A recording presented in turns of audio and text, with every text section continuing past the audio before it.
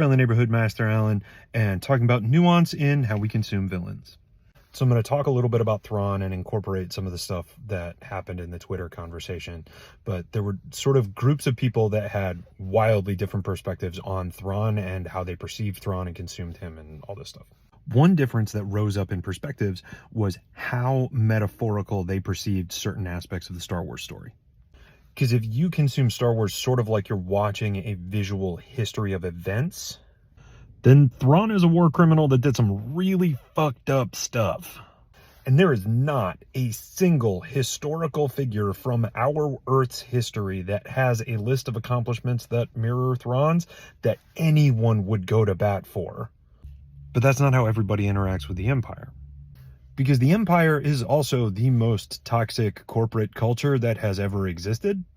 And so if being in the Imperial Navy is less like being in an actual fascist navy and more like just being in a super toxic corporation, then Thrawn is a product of what toxic cultures do to underrepresented people and people in general.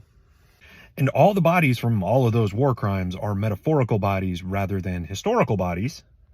And so the harm that Thrawn caused to other people is now less of a direct, malicious, killing sort of thing.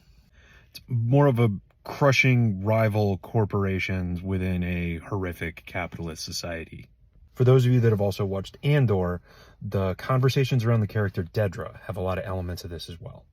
And so for me, for other people, they see the interrogation scenes and there is no sympathy, depth of understanding or anything for Dedra because that's some evil, heinous shit.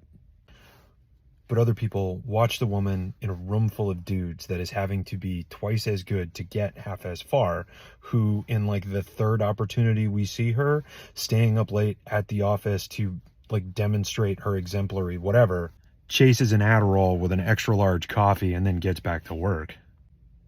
And those people feel that character very differently.